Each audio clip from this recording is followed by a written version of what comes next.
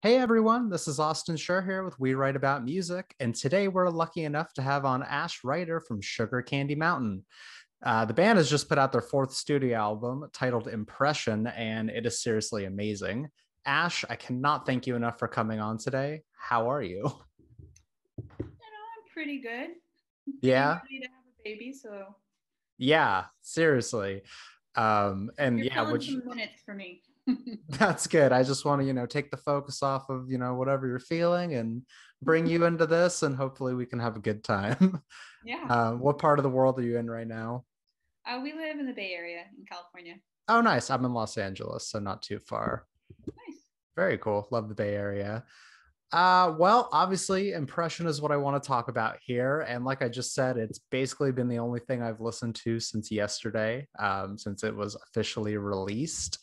And you and Will have really put out something special here. I think it's definitely, at the top of your discography, just on my limited listens so far. But the Thanks. first thing that I'd really like to hear about is sort of the recording process. How did you guys put together given the circumstances of life at this point? Yeah. Well, we started it before the pandemic, so we had a few songs Mm, going. And for since 666, for all the following albums, we've been working with Jason Queever from Paper Cuts. And he used to have a studio in LA. So we started it down there at his studio in LA. I think maybe four of the songs or okay. five of the songs. And then we actually convinced him and his then fiance to move up to the Bay Area to the little town where we live. So now they live a couple blocks away and he's got a studio there. And so Oh, it was very convenient that, we had them so close and we just kind of kept them within our pod. And that allowed us to continue working on music without being exposed to that many people. yeah, that is super helpful. I know how many people have just set up either home studios or been lucky like you to have someone Yeah, I down the mean, we have street a who can home make it studio work. too. So that Oh, okay, that we makes did sense. a lot of it just at our house, but able to mix with him and do some recording with him, and That's yeah, awesome. Well, like yeah. I said, it turned out great. What I also want to know your music. It obviously focuses on a pretty varied instrumentation for the most part, and an always stellar production. But lyrically, what topics and themes are you covering here on Impression? It's kind of hard to get a grasp on it. I guess it's kind of all over the place because this Yeah, year was sort of all over the place. One of the songs is about my son who we had last year. right. One of the songs was kind of about George Floyd and all the stuff going on with uh, racial violence last Sure. year. Then, some were just straight love songs. And I don't know, it's just, whatever came to me. Running from Nice. fire is literally, I had to run from fire the past Right. couple years. Of So, course, yeah. Living in California, that's definitely a thing you need to watch out for at all times. yeah. Nice. Well, this I mean this in the nicest way possible, but is it really just you and Will putting together everything within your music? I mean, the sound is so grand and so vibrant, it sounds like it could be from a 10-piece band. We definitely tap on friends. A lot of the people that play in our live band Oh, do okay. a little bit here and there. This one, I would say less so than normal. So usually the main team is Will, I, and Jason from Paper Cuts. Sure. So we Nice. kind of fall within our strengths there. Nice. I'd love for you to give a shout out to the backing band who helped out on this record. Yeah. Will and I do the songwriting. I do the lyrics, and Hmm. then we write the songs together. And then Jason Queever is our producer friend, who also does.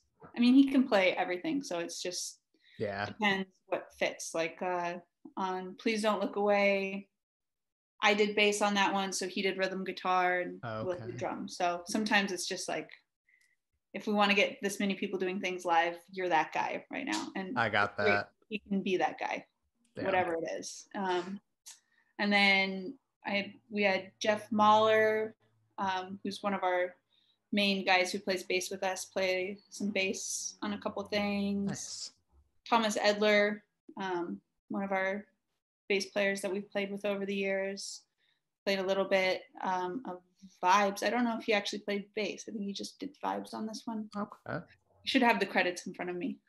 That's all right. I even forget what I play. Sometimes even with singing, it's Will and I's voice can be so close, especially for background vocals. I'll be like, was that me or was that you? That's just, that's just the art of a good band, kind of blending in and filling spaces where you need to. That's awesome though. Yeah, because I was gonna say, like, everything on this just, like, it's so vibrant sounding and it's so beautiful. But it's nice that you guys get to tap on kind of guests come in and do their thing and have fun with it with you. Yeah. Totally. And then Sean Olmstead is a guitar player that plays with us. He did a little bit. Sivan Lion Cub did a little bit of strings. So nice. And then Patrick Doherty, I think he did keys, a friend of Will's from high school. Oh, cool. Real all-star crew. A little bit. Totally. Yeah. Well, I gotta say, you guys had me laughing pretty hard when I went to your website and I saw the band bio. I'm sure this is not the first time you've gotten this, but for those that have not been to the Sugar Candy Mountain bio, I'm just gonna read it off real quick. Sure. If Brian Wilson had dropped acid on the beach in Brazil and decided to record an album with Os Mutantes and the Flaming Lips, it would sound like this. So first off, hell yes, because that is a hell of a description and totally what I'm hearing. But as you've continued to put out records, are you still pulling from those inspirations? I think there's just certain bands that will always just be touchstones that whether you like it or not, you can't help have that be in the back of your mind. It's like trying to escape the Beatles or the Kinks, something like that. That's just always there. So I get that. I mean, I think that will be there as just, a guidepost along the way. Totally. I love that though. It's perfect. It's funny. It shows off the creativity of you guys and a little bit of personality as well. So yeah. I think also for us, it's important to, have some modern sound, but really, sure. I think we're more inspired by and in touch with a lot of the classic sounds. Of course. So Os Mutantes and Brian Wilson being that. And then, it's totally, there's great bands now, but I think my heart is always a little more with the older stuff. I get that. Yeah, I'm actually happy you brought that up because I wanted to know, besides sort of like the older sounds, who have you been listening to as of recently that may have helped to sort of inspire this newer sound? Let's see. As far as like recent stuff, I don't know if there's any like contemporary bands that I've like been discovering lately. Mm-hmm. I know like ESG was an influence for this one. Okay. And I mean, sometimes it's just diving back into like older stuff that I never discovered before. It's all good. I don't know. Dunion was probably an inspiration somewhere along the way. Totally. That's actually really fun. A little bit. To who? ELO. Oh, yeah. Yeah. It's funny, Dunion. Right before I got on this, I got a knock on my door from the mail guy who had just delivered one of their vinyl to my house, like maybe 5 minutes ago. Oh, nice. So yeah, really happy. Do they have something new? Today. No, it's I don't even know how to pronounce it. Tadet Lungt, maybe. Definitely one of the more. Nailed it. Yeah, totally. If they ever see this, just embarrass myself. But no, they did a repress on one of their records. It was like a cool, like rainbow splattery one. I was like, oh, had to have it. But cool. Yeah, be playing that today. Anyways, so now that you guys have been at it for a little while now, I want to know, sort of looking back on your life as a musician and just a lover of music, were there any key artists or even specific albums that sort of inspired you to take this path as a musician? I just kind of, I sort of stumbled into music originally. Like I, Okay. played a little bit of guitar in college, like everybody, but Sure.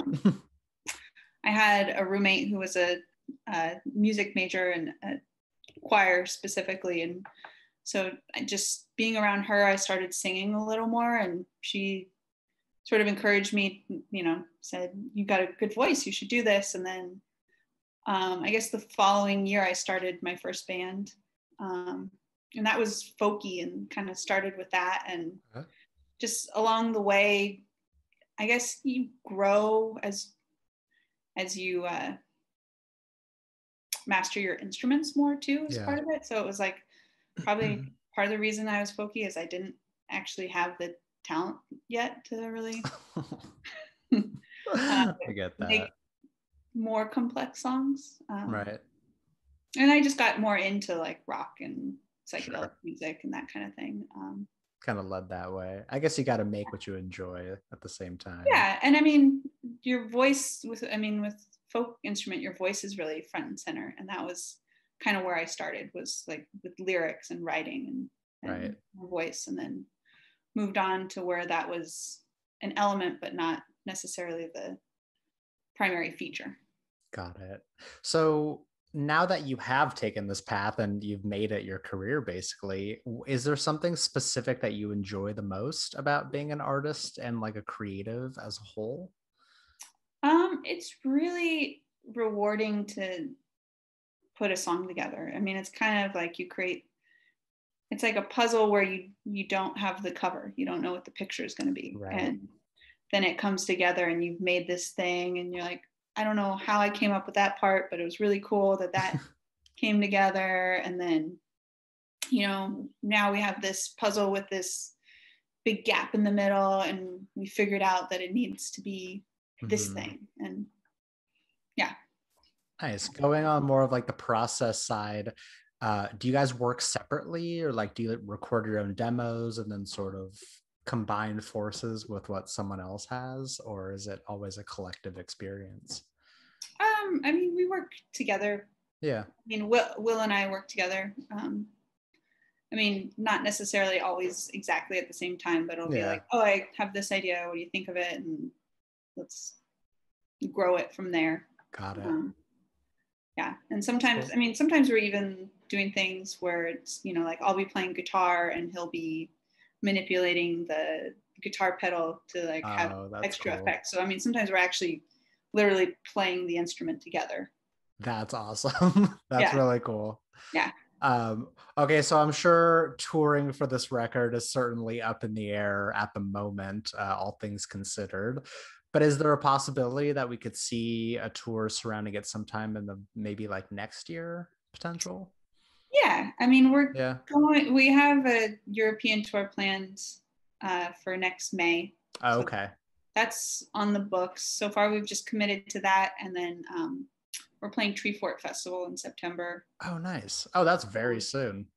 Yeah. That's amazing. So I don't know. We're kind of taking our time jumping back in, just because it's just so hard to know what things are like now. So I think it's just, I don't know. It's so up in the air. Saying yes to stuff is like, is this okay? Should people be gathering? Right. Like, am I going to be causing problems by bringing people together? I don't know. Yeah, that's super complicated. It seems like every other email I get is like, this is going on sale next week, or this is, and you're just like, wow, are we ready? Are we sure? Like, they're okay with this, or are they being forced into it? Exactly. Yeah, totally. It's not just about like pleasing the crowd. It's like, are you okay? Are you fine with this? But I guess we'll see. I guess, it's all up in the air. And I mean, things have been changing so rapidly. Totally. From month to month, even week to week at this point. So you're being asked to make these decisions that are like, I mean, like, we booked this European tour a year from now. Right. Like, I guess that's probably going to be okay. I suppose assume a year from now is going to be cool. Yeah. Where around Europe? It's sort of all over. All over. But primarily Germany, France, England, Sweden, nice. Denmark, I think. Oh, awesome.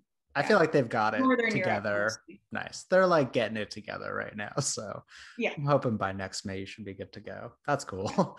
Of the music festivals that you played, is there a specific thing that you say that you like missed out on by being a performer rather than just an attendee? Hmm. Um, well, I used to throw a festival myself. Right, right. Um, so probably that would be the experience that I feel like I missed out the most on in a way, because I was, keeping the wheels running. And, Yeah. It's hard to kick for a back. lot of people, it was like it was almost like for our music community here, this big family vacation in a way. Because I think Totally. we topped out at about 600, 700 people. So it wasn't very big. But it would have been, in some ways, it would have been nice if at some point I could have passed that on and just relaxed into it and Yeah. Actually enjoyed it been for a there minute. without making sure, like, oh God, is this happening? Or are people Yeah. jumping from the high rock into the river Ay, ay, ay. trying to kill themselves? Like, Yeah. yeah. I So, think there's definite other festivals that are more surrounded by your genre. Like I think about like when you guys have like played Desert Days. As an mhm. attendee at the festival, you see the band play, and then the next set you see them in the pit hanging out with people. So I guess you can kind of have the best of both worlds depending on like your Mhm. status and where you stand. Yeah. But I think we're pretty safe to hide back in the pit again. yeah, and if anything, people are just gonna compliment you and say, "Hey, great set." Yeah. So you're pretty good. Yeah. So within your genre of sort of like neo psychedelia, Psychedelic. who psychedelic, whatever you want to pronounce it, who are some other artists that you either look up to, or think are putting their best foot forward within the genre? Well, we already talked about Junian, but they're Sure. definitely amazing with what they do. I've really liked stuff by Melody's Echo Chamber, Yeah. um, and let's see. Uh, I'm drawing a blank. That's I okay. I don't think know. I think Melody, I follow her on Instagram. I think she's like gearing up for a third album, which is really Oh, exciting. cool. Yeah, Yeah. because I loved Bon Voyage. I'm gonna be honest, I didn't immediately take to it. And then after multiple re-listens, I was like, oh yeah, this is maybe as good as the debut. Yeah. So You have to get used to some of the weird stuff, like yeah. the like sudden screaming. Yeah, but like, if there's no screaming in my music, then then I don't like it. So no, she's great though. Yeah, so okay, I've only got a few more questions for you at this point, I promise. Sure. Hypothetically though, let's say someone reached out to you and asked you to DJ their acid trip. Who would be some must listen artists or even some specific songs that you'd put in there to sort of put them at ease? Oh, well, I in the past couple of weeks, I mean, not last year, but prior to that, I was doing quite a bit of DJing. And some of my go-tos, the African Airways compilations. I Okay. don't know if you've checked those out, I but have not.